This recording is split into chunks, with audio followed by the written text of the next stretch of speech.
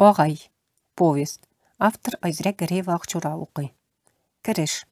Икенче Бүтүн дөнья сугышы вакытында Төркия бер тарафка басып кирмичә нейтральлек, битарафлык саклауга ирешкән ил. Ул бары сугыш тәмамланганда гына әлеге сугышка кушыла. Әмма дөньяны күз яшьләренә батырган афәт Төркия үзәгендә урнашкан татар авылына кадәр килеп җитә. Бу елларда иртәгәсе көнгә дип саклаган азык-төлек запаслары җыеп алына, авыл кешеләре күбрәк кипкән йөзем белән көн кичерә. Сугыш башланса дигән курку белән бергә сугышка җитди хәзерлек, сугыштан зыян күрүчеләргә ярдәм итү чаралары киң җәелә. Һәм булай да үз хәләл көче белән генә, игенчелек, терлекчелек белән генә аякта торган авылны бу авыр еллар шактый хәерчеләтә. 20нче гасырның 50-60 елларында шул авылда туган җирләреннән меңнәрчә чакрым ераклыкта татар солдатлары яши, татар агайлары. Арадан берсен нәкъ шулай агай дип йөртәләрде. Беренче кисәк. Гадәттә, Шәрифә үзе бәйләгән йон-оек башларны, башмакларны Иске шәһәр базарына сатарга алып чыга. Ара-тирә поезд белән күрше Биләҗик шәһәре базарына барып кайта. Бабалары татар мөхаҗирләре салган туган авылы Солтаниядан чыгып киткәч, ни дисәң дә бу һөнәре дөнья көтәргә бик ярап куйды. Суык мәмләкәттән 1900 елларда килгән мөхаҗир кызы бит ул. Әнисе аны кечкенәдән бәйләргә өйрәтте. Алар сыенган урын Төркиянең кыш күренми торган диңгез буе түгел.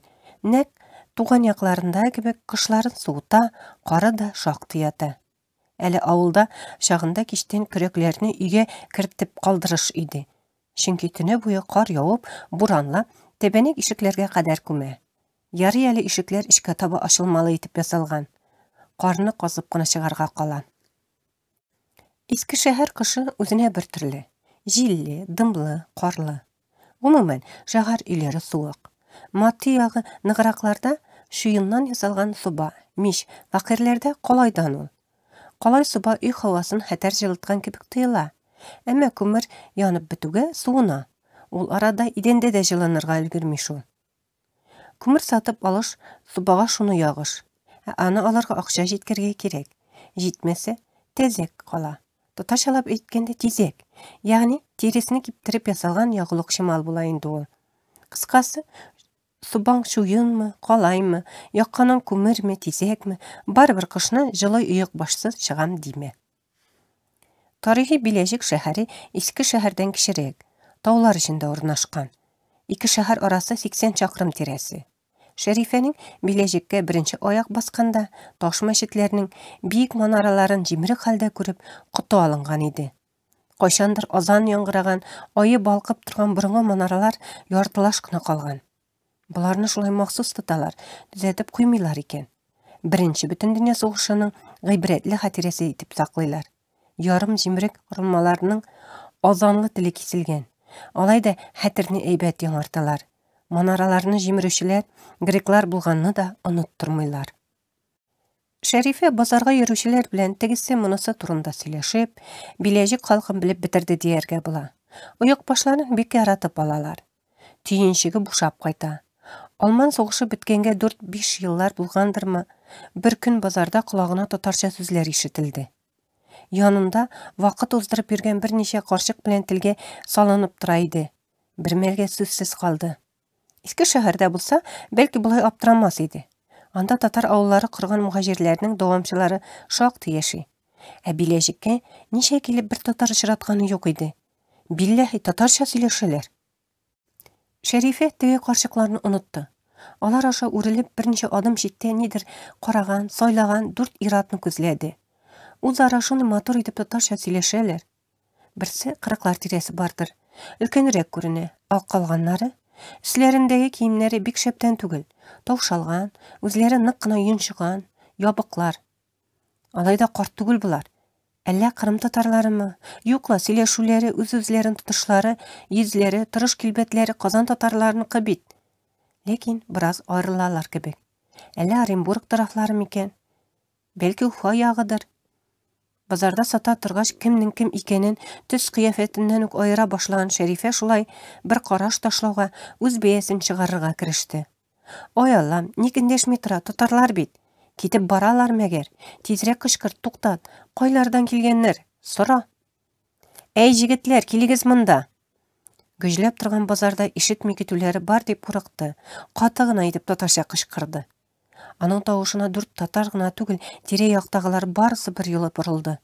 Хатын татарларға таба қолын бұлғап шақырды. Сізге айтам, сізге келігіз мұнда. Тігілер бір-бірсіне аптырап қарашып алғаш, хатын янына келділер. Бұлғаны кібіге айтайым, Шәрифе бейлеген тізілі жылы үйік башлар башқа бір кімде yok. Арадан ең еш көрінгені шаққатуын ешіріп тұрмастан сұрады. Опа, сен қойын татарша білесің? Татар бұлғаш татарша білмеске. Татар біз, Аллаға шүкір. Татар бұлғаныбызға қуанып шүкір етебіз. Шынма, апа? Атым Шәрифе менім, еркем. Мен өзім Сұлтанияда тудым. Сіз міне кімнерден? Қойын келіп шықтығыз. Билежекке дейм, қойын келіп шықтығыз. Қой сияқ татарлары сіз. Ерлер күтілмеуін ұшырашудан хатының бір-бір артылы аудырған сұрауларына жауап бере алмай тұрдылар. 10 жылға яқын элек туған яқларынан айырылған, соғыс яралары белән бергә сагыну, җирсу хисен ташыган, шит илләр туфрагын таптаган элекеге гаскәриләр аз тәэсирләнмәде бу минутларда. Үзләрен тыныч тотарга тырышсалар да, каушап югалып калдылар. Шәрифә исә мәмләкәттән килгәннәрне очратуына, рәхәтләнеп татарча сөйләшә алуына шатланып, тезде сорауларын, тезде. Мәмләкәтегез кайдан дим? Кемнәрдән сез? Нишләп йөрисез? Арада иң өлкән күренгәне бүтән сорауына бер җөмлә белән җавап бирде. Апа, без Алман әсирләре. Алайса яңа килгәннәрдә. Әйе, туган якларга кайта алмадык. Төркиягә сыендык. Башта Истанбулга китерделәр. Берникадәр вакыт Тузла күчмән мусафирханәсендә яшәдек. Ватандашлык алганчы. Аннары безгә Билежектә яшәргә рөхсәт иттеләр. Алай диген. Шит илләрдә эш йөрткән бер Төркия татары Алманиядан Төркиягә килергә булышты. Ул коткарды дияргә була. Истанбулдагы татарларда тырышты. Апа, син Билежектә яшисеңме? Яшь әсир өлкән иптәшем булды. Иске шәһәрдә, безнең татар авылы да ерак түгел аннан. Әлегә кадәр бер сүз эндәшмәгән тәбәнәк буйлы, сирәк чәче астына маңгае буйлап, колак турысына кадәр сузылган яра эзе шәйләнгән әсир балаларча куанып кычкырып җибәрде. Кит инде. Татарлар яши торган авылмы? Дүртенче, кулындагы таягына кулы белән генә түгел, ярты гәүдәсе белән таянганга күрә бер тарафка авышып торганы да телгә килде. Булмас. Хатын аларның авыл турында ишетүгә шатланганнарын күргәч, әйдәгез, авылга кайтабыз. Билежектә ялгыз баш йөрмәгез. Без кунакларны бик яратабыз. Кунак килсә, нишләргә белмибез. Камыр ашлары пешерәбез, кош теле, бавырсак, ашык авыз пешерәбез, алма бәлеше ясыйбыз. Самавырны куеп торып җибәрәбез, күршеләребезгә дә әйтәбез. Чын-чынлап кудалый башлады. Ишесе ризалык биреп өлгерде.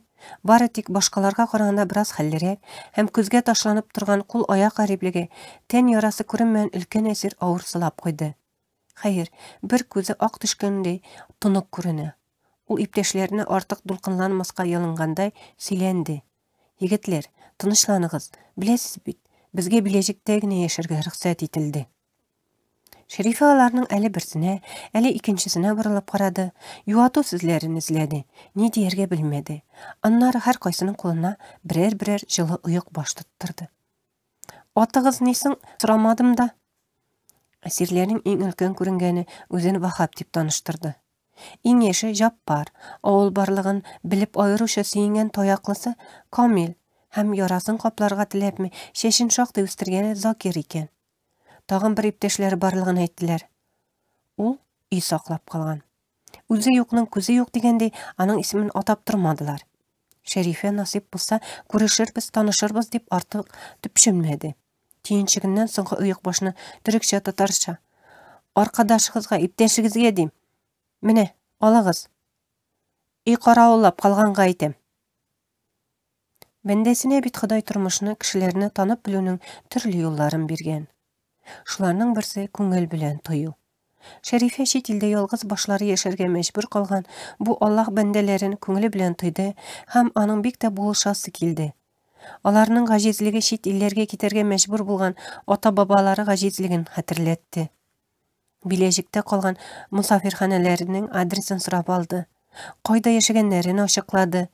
Аерылышыр алдыннан әсирләр күңеленә әллә качан юкка чыккан өмет хисен салып китте. Авылга кайтыйм мин. Авыл башлык белән сөйләшеп карыйм. Бәлки ул бер юлын табар. Булай жүнле бәндә ул. Сезне берәр ничек Билежиктән авылга китертер. Авылга ук барып чыкмаса, бәлки иске шәһәргә. Иске шәһәрдә татарлар күп яши. Бер-берсен беләләр, йөрешәләр. Үзебезнең татарлар янында барыр, әйбәтрәк инде. Дөрес, алдасын бер Ходай белә. Алайда, Мухтарга әйтим, авыл башлыгына әйтим.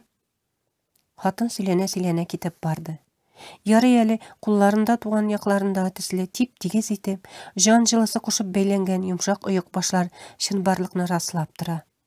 Югыйсә, ниһаять теңкәләрен корыткан сугышка, әсирлеккә бәйле куркыныч саташулардан арынып, бик зарыгып көтелгән бер матур, тәмле төш күргәннәренә куанудан узмаслар иде.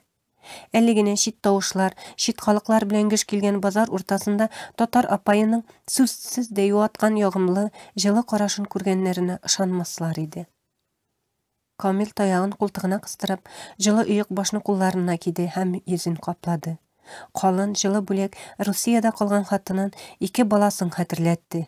Аларны сагыну йоксыны хисе йөрәген учлап кысты. Күз яшьләре кулындагы ыек башларга сеңде.